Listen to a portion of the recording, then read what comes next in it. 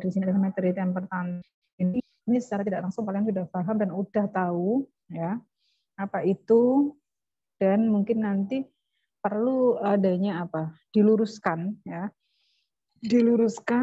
bagaimana cara mengatasi untuk anak-anak dengan masalah temper tantrum ini. Sebelumnya di sini saya akan share screen terlebih dahulu kaitannya dengan materi dari temper tantrum.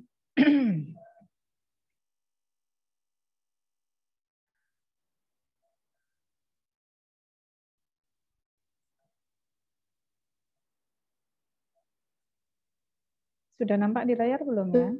Belum, Bu. Nah, nanti sambil berproses ini, sambil nunggu ya.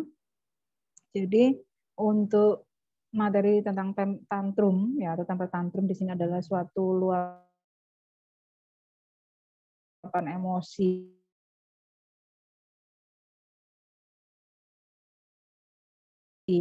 ya. Ini untuk sikap adalah dengan berupa sikap, ada yang sikap plus ucapan ya, ada yang sikap saja ya, itu tergantung luapan emosi dari masing-masing anak. Nah, untuk ini ya, jadi kalau bisa dikatakan tantrum ini ya, ini adalah ledakan emosi. Ini biasanya dikaitkan dengan anak-anak atau orang-orang dalam kesulitan emosional yang biasanya ditandai dengan sikap keras kepala, menangis, menjerit, berteriak, ya, membangkang, mengomel, marah, resisten terhadap upaya untuk menenangkannya. Jadi ini makanya ya pada anak-anak ini dilatih untuk mekanisme coping dari masing-masing anak. Jadi kalau tidak cocok dengan hatinya, bagaimana mengendalikan emosinya ini supaya tidak ada ledakan emosi ya,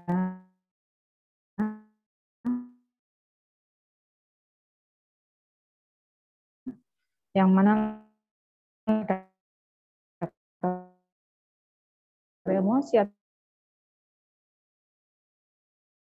usianya ya. Kalau bertambah usianya ini nanti kalau dia tidak mengalami masalah di dalam psikologisnya ini dia akan menghilang dengan sendirinya. Karena apa? Dengan bertambahnya wawasan, pengetahuan, anak sudah paham, akhirnya apa? Dia tidak mengalami tantrum ini. Ya. Makanya kalau kalian ada yang ternyata masih tantrum, berarti ini harus segera diberikan asuhan keperawatan, khususnya adalah masalah psikologisnya. Ya. Bagi kalian yang ternyata kalau sama orang tuanya minta segala sesuatu, kalau nggak dikasih nangis-nangis, melempar-melempar barang, ngambek lah, itu berarti dia di sini kalian adalah tantrum.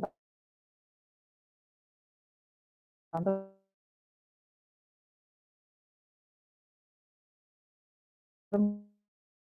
dalam artian berlebihan mengatasinya.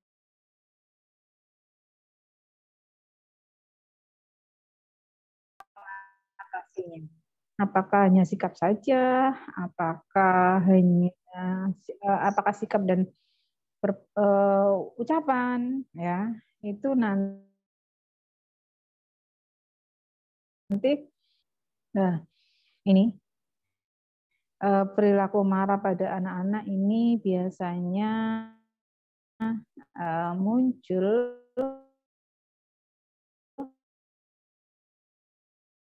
pada 2-3 muncul pada usia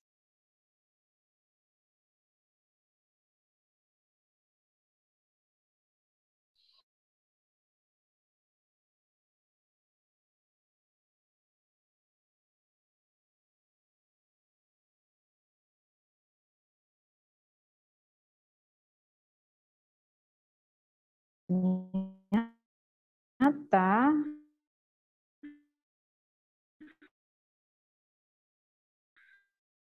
Indomaret ternyata kok ada yang sampai nangis, ada yang sampai teriak lah.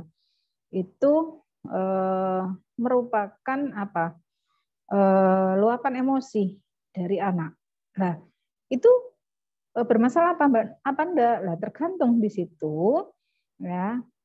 Kalau anak-anak baru mungkin dia jarang belum pernah diajak ke Indomaret, kemudian ke Indomaret dia minta, itu malah sesuatu hal baru sehingga dia minta, kalau nggak dikasih nangis. Kadang cara mengatasinya bukan berarti pada saat itu tidak diberikan keinginannya, ya, atau langsung diberikan juga tidak bagus. Tetapi solusinya apa? Dengan cara apa? Nah, harus kita kasih penjelasan terlebih dahulu. Kalau ternyata diberikan penjelasan pada saat di tempat tidak paham, ya udah kita berikan apa yang diinginkan. Tetapi nanti kalau sudah sampai rumah, kita berikan edukasi, penjelasan ke depannya bagaimana dan bagaimana. Itu dari orang tuanya. Sehingga apa? Nanti hal itu tidak terjadi lagi. Karena anak tidak tahu, dianggapnya itu udah biasa. Ya, mungkin sampai rumah dikasih tahu, adik di situ tadi kan diajak ke toko lah, adik nggak boleh kalau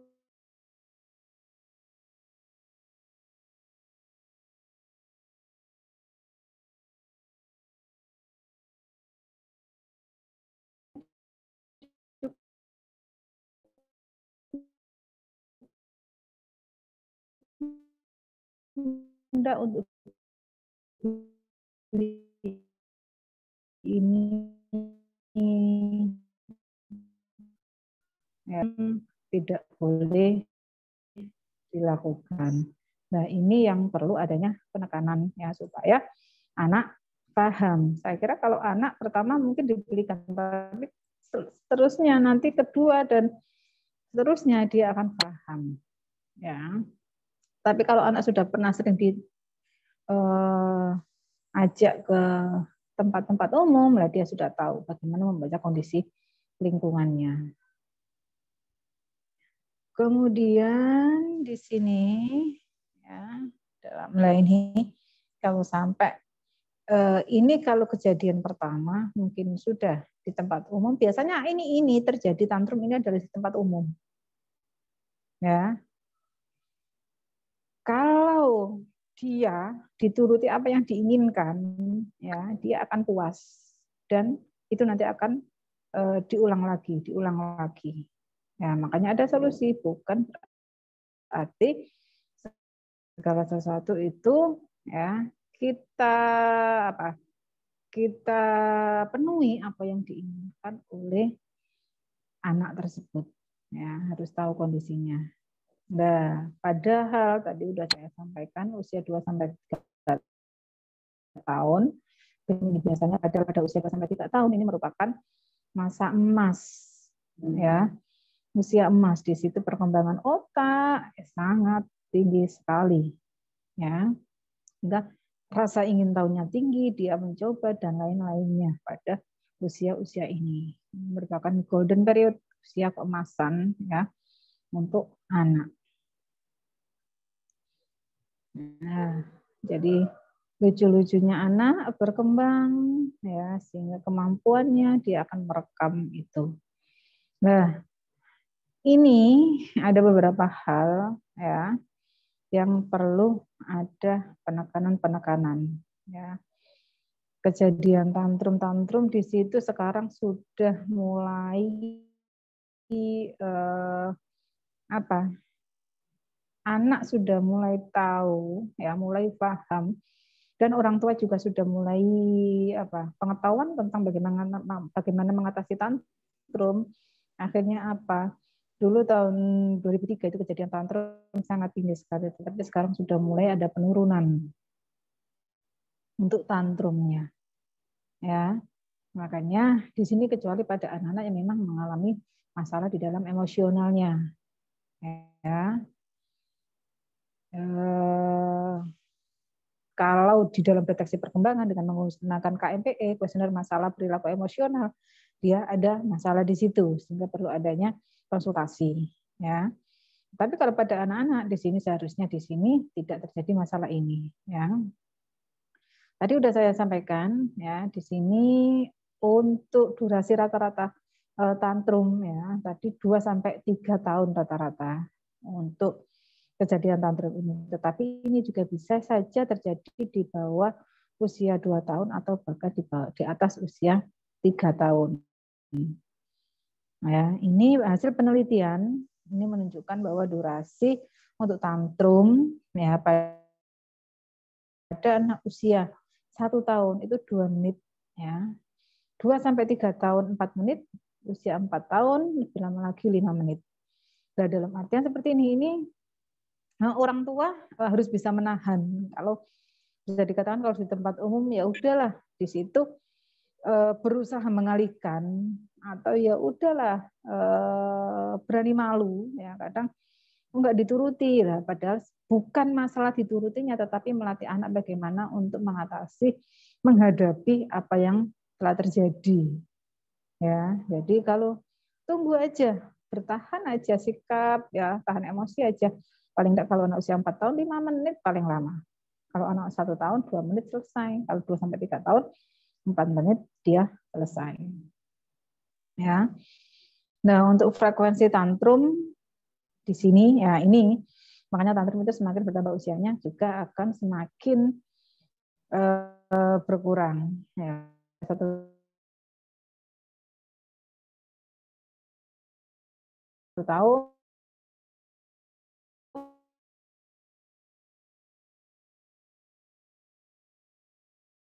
kali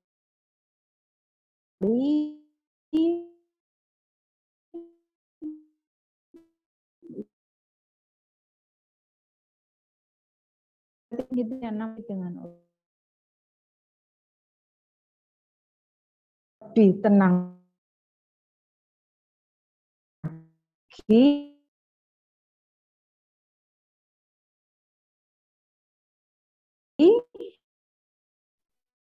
di sini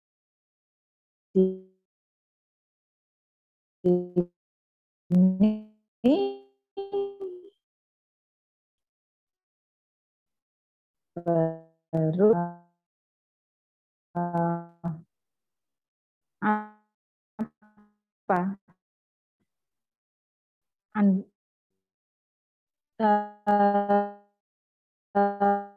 jangan memukul anak, ya. Saya jauhkan benda-benda berbahaya dari jangkauan anak.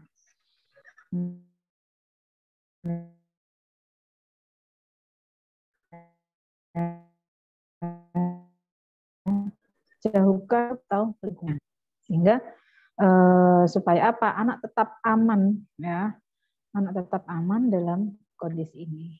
Nah, untuk mencegah tantrum, ya, ini di sini harus dilakukan oleh keluarga. Kita harus bisa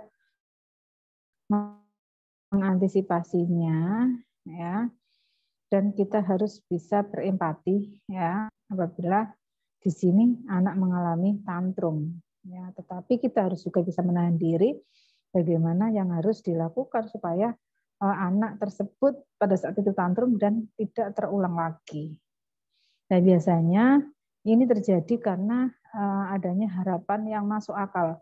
Saya marah, nanti kalau marah pasti akan dikasih, ya, pasti akan dikasih. Nah, makanya kita komunikasikan, berikan pilihan yang masuk akal supaya apa, anak bisa memahami dan bisa menjawab iya atau tidak. Sehingga apa? Di situ anak apa? Berusaha untuk memahami apa yang dia lakukan dan dia jelaskan, ya, dengan apa? Dia apa namanya, ya? Supaya dia berargumen, ya, kenapa, ya. Jadi jangan diputuskan sepihak, ya. Jadi kasih dia pilihan sehingga dia bisa berpikir, ya kalau dia memang salah ya berarti kita luruskan selaku orang tua atau pengasuhnya atau orang terdekatnya. Kemudian di sini penyebab anak tantrum di sini karena apa? Karena frustasi, ya. Pengen itu, harapannya pengen itu, dia nggak bisa. Kemudian kelaparan, ya kalau memang dia lapar ya dia akan berupaya bagaimana. Kemudian kecapean, ngantuk, tidak nyaman, kemudian adanya overstimulasi, ya, stimulasi yang berlebihan. Makanya kadang kok nangis rewel, oh ini ngantuk. Kadang kalau anak bayi nangis, oh ini mungkin pepesnya penuh dan lain-lainnya. Karena ini ada beberapa hasil penelitian yang menunjukkan bahwa penyebab anak tantrum itu karena frustasi, kelaparan, kecapean, atau overstimulasi. Ya. Dan yang lain juga menyebutkan tantrum ini bisa karena sakit atau kondisi fisik, lapar, haus, ngantuk, sakit, alah ngalepnya kalau orang Jawa, alah ngalepnya minta ampun, ya. Tapi dilihat dulu kondisinya pada saat itu.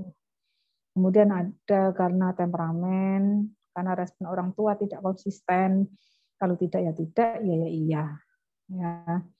Itu supaya apa, tidak menyebabkan anak yang seharusnya tidak tantrum menjadi tantrum. Kemudian yang penting lagi karena adanya konflik, perdebatan.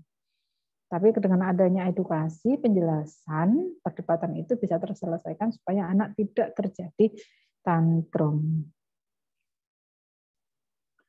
Kemudian ya, ini bagaimana cara mengatasinya, ya.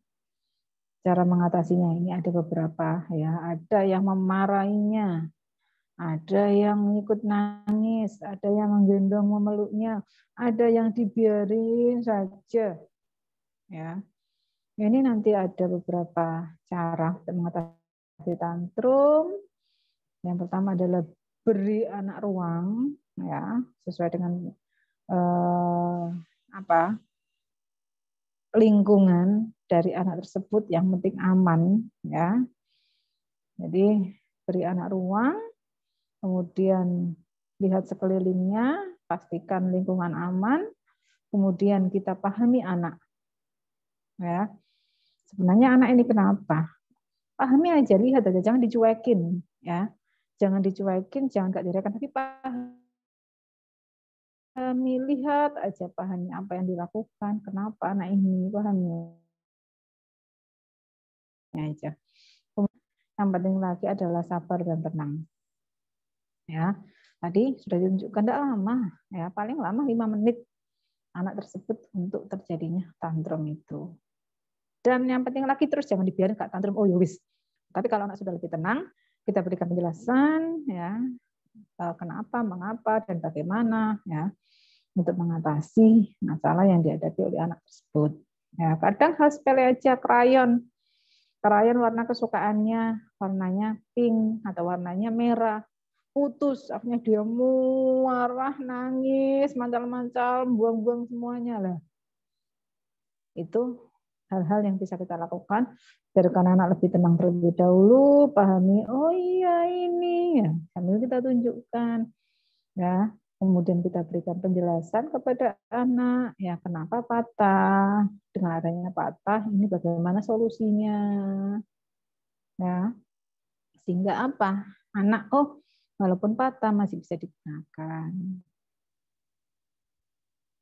Kemudian di sini, ya di sini ada beberapa relatif. Jadi anak di sini bersikap tantrum ini menangis hingga meraung-raung supaya keinginannya terpenuhi, ya. Jadi dia bersikap ledakan emosinya itu berlebihan dengan tujuan supaya keinginannya terpenuhi. Nah, bagaimana cara mengatasinya? Yang pertama adalah perhatikan tingkah dan tangisan anaknya. Kemudian di sini hindari umbar janji, iya nanti tak belikan, iya besok, iya ini, karena anak itu apa, orang Jawa itu titen, ya titen sekali. Kalau udah iya ya iya, ya. Nah, kemudian jangan lupa tetap sabar, ajak anak untuk disiplin dan bawa anak ke tempat yang tenang, ya. Kalau bisa jauhkan anak dari keramaian, dari orang lain, bawa anaknya ke tempat yang tenang sehingga apa? Anak di sini tetap untuk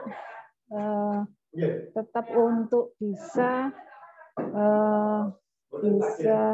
anak untuk tetap bisa apa? Anak tetap bisa untuk apa? Menenangkan diri, ya.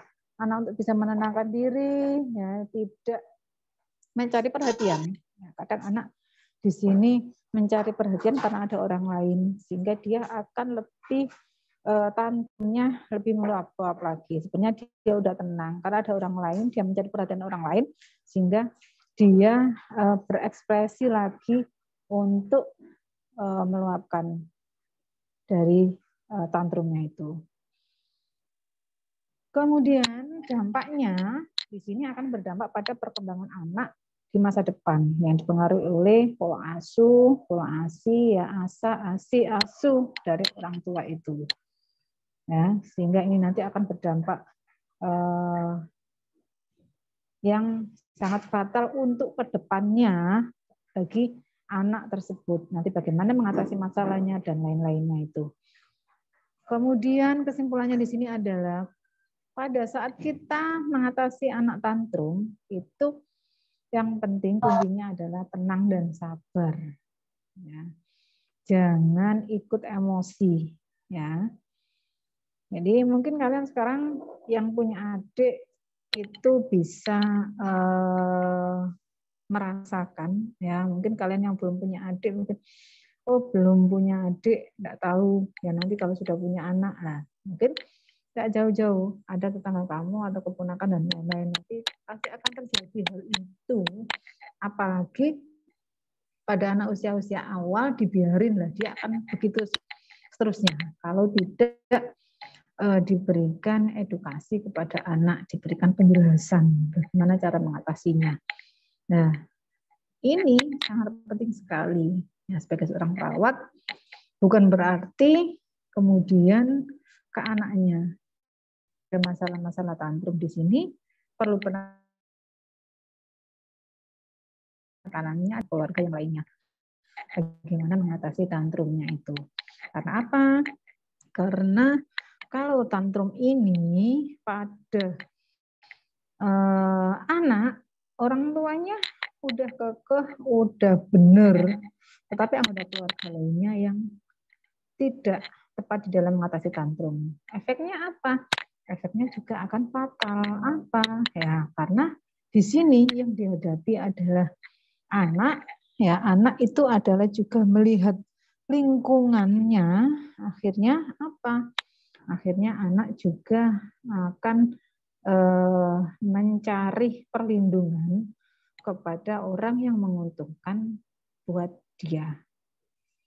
Nah, orang tuanya udah kekeh, udah benar, tetapi ternyata omnya, tantenya, kakeknya, neneknya, ya dia cucu satu-satunya, cucu pertama, punya segala sesuatu terbiasa diberikan. Nah, efeknya nanti ke depannya adalah pada saat sudah mulai menginjak dewasa. Ya, ini tantrum. Ini nanti yang merasakan sendiri adalah, karena kalau sudah dewasa, ini juga untuk meluruskan juga perlu argumen cukup banyak, tapi yang sangat banyak sekali. Kalau pada anak-anak sih simpel-simpel aja, ya, supaya nanti kedepannya juga tidak menjadi masalah. Mungkin itu yang bisa saya sampaikan tentang tantrum. Harapannya anak dengan tidak mengalami masalah tantrum di sini ke depannya anak juga bisa menggapai cita-citanya. Otomatis pada saat dia anak-anak juga dia bisa mencapai tahap pertumbuhan dan perkembangan sesuai dengan usianya dan bisa mencapai cita-citanya sesuai dengan yang diharapkan oleh anak ataupun orang tuanya. Mungkin itu yang bisa saya sampaikan. Apabila ada yang perlu didiskusikan, kita diskusikan, silakan langsung dibuka suaranya aja, disampaikan apa yang belum paham. Silakan. Saya izin bertanya, Bu. Silakan. Untuk tantrum sendiri, apakah bisa terbawa pada umur-umur dewasa, Bu? Terima kasih. Untuk sifat tantrum juga. Tantrumnya ya. Ini kalau pada anak ya, pada saat anak masih kecil ternyata tantrum cara pengatasinya adalah salah, ya dia akan terbawa sampai dewasa. Ya. Dia akan terbawa sampai dewasa sehingga apa? Sulit untuk merubahnya. Ya. Karena apa? Dia sudah terlewati dalam masa-masa perkembangan. Ya, tantrum itu termasuk salah satu masalah perkembangan ya. Yang lebih spesifik adalah ke psikologisnya. Bagaimana mengatasi masalahnya, bagaimana jika hal ini seperti ini, bagaimana sikapnya. Nah, ini sepele aja ya. Anak selalu nangis, keinginannya selalu terpenuhi. Nah, itu kan sebenarnya kan masalah-masalahnya adalah masalah tantrum manipulatif. Jadi dia kalau tidak terpenuhi, dia selalu menangis, dia ngambek, mengunci dirinya di kamar, tidak keluar. Nah, itu adalah tantrum manipulatif. Tapi dengan begitu dia akan terpenuhi segala yang diinginkannya. Sampai terus dewasa dia akan begitu terus. Nah, untuk merubahnya butuh waktu yang lebih ekstra lagi, ya. Mungkin ya nanti untuk merubahnya benar-benar sesuai dengan yang normal, ya butuh waktu yang lama dan tidak mudah. Sehingga ini ya sebenarnya ini adalah masalah psikologis. Makanya bagi kalian yang merasa ternyata saya ledakan emosi saya berlebihan. Jadi kalau saya marah, saya teriak-teriak, saya berontak, saya inilah itu merupakan masalah tantrum itu. Tapi sebenarnya ini berarti dulu penanganan dari tantrum itu kurang bagus. Kecuali memang diidentifikasi dia ada masalah di dalam perkembangan sehingga perlu adanya terapi ya. Ternyata ada masalah perilaku dan emosionalnya. Kemudian ada masalah gangguan konsentrasinya, perhatiannya ya. Nah, sehingga perlu adanya kolaborasi untuk penanganan daripada tantrum itu. Gitu, dia Udin? Ya, dia Udin ya tadi yang tanya. Oke, Bu. Jelas. Terima kasih, Bu. Silakan yang lainnya. Saya izin bertanya, Bu. Oke, silakan.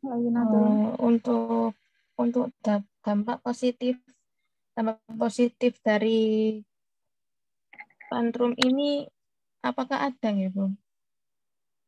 Terima kasih. Ya, dampak positif, nggih. Terima kasih. Untuk dampak positif sebenarnya kalau awal-awal tantrum, ya dampak positifnya apa? Anak akhirnya tahu mana yang boleh, mana yang tidak boleh, mana bagaimana mengatasi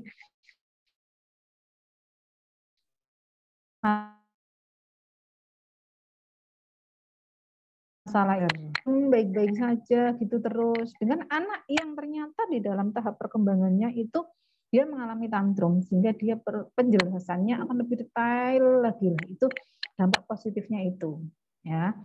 Jadi anak akan lebih tahu lebih detail lagi dibandingkan anak-anak yang tidak mengalami itu. Tetapi dengan cara mengatasi yang tidak tepat, kasihan anak tantrum tersebut nanti ke depannya akan bermasalahnya berkepanjangan, ya bahkan sampai dewasa melekat pada dirinya kalau tidak dirubah dari dirinya dan dari lingkungannya itu kelebihannya. Tapi ya siapa yang suka di situ anak mengalami punya anak atau keluarga yang mengalami masalah psikologis, salah satunya adalah tantrum ini.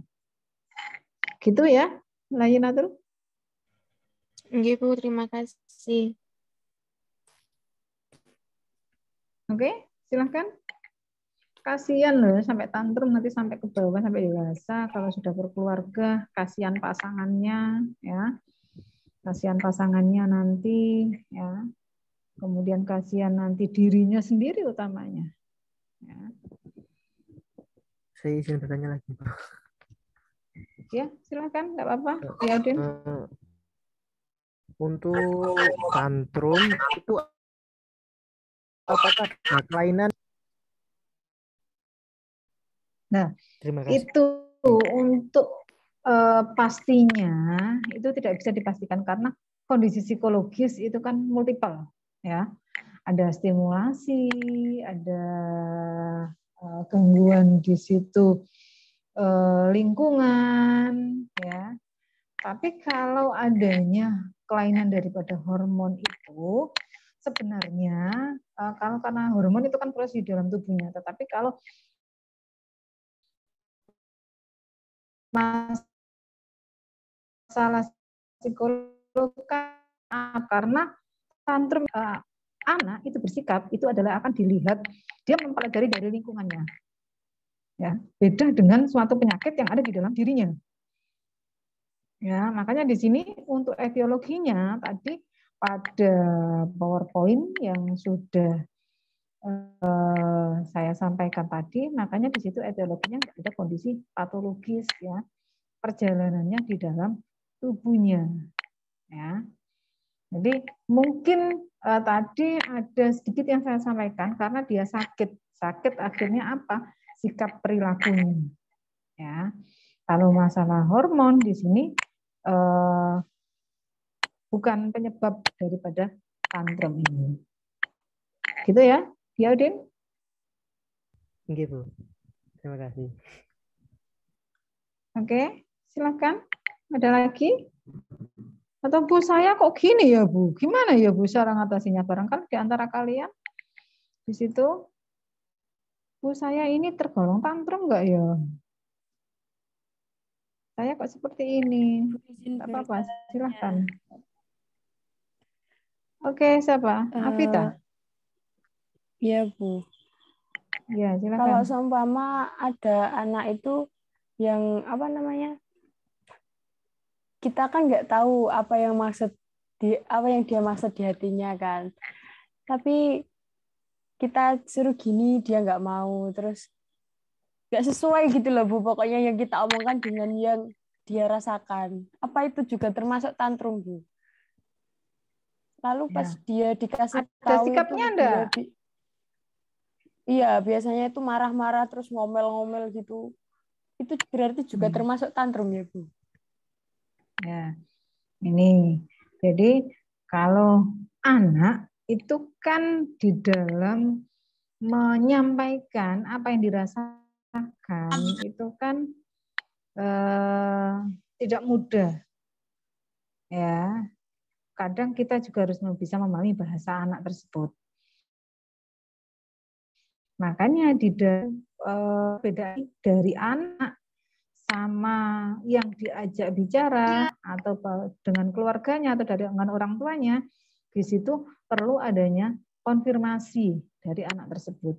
Nah, kita sebagai orang yang lebih dewasa di sini harus bisa memahami ya kondisi anak, harus bisa membaca situasi kondisi lingkungan. Ya, kadang anak diem menangis ya. Ya, sepele aja, anak diem, menangis ya. Ternyata, kenapa kamu menangis? Ini minta permen tanda, minta jajan ini tanda. Ternyata dia melihat ada anak kecil sedang memegang balon. Sehingga dia itu sebenarnya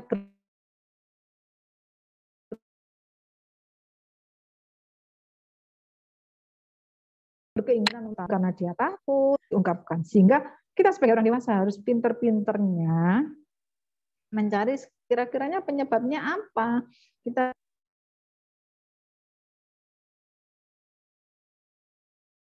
lingkungan sekitarnya. Gerak-gerik tangan, utamanya adalah mata. Mata, pandangan, ya. Kadang anak sekilas gitu melihat, oh, ya, kita harus bisa membaca itu, ya. Nanti kalau kalian sudah sering kontak dengan anak-anak, ya, dengan melihat, kok dilihat aja lah, itu pasti ada di dalam dirinya untuk keinginan atau harapan yang ada di anak tersebut. Ya, tanpa sebab, kenapa pasti ada sebabnya. Kamu harus tahu sikap anak pada saat itu, kondisi anak pada saat itu, di lingkungan yang seperti apa. Yang tahu adalah orang yang ada pada saat itu. Kalau orang ternyata tanyakan ibunya pada saat itu enggak di situ kok, ya enggak tahu lah.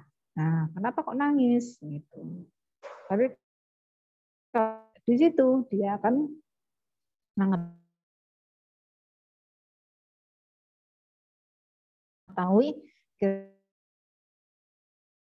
gitu ya, Navita. Pak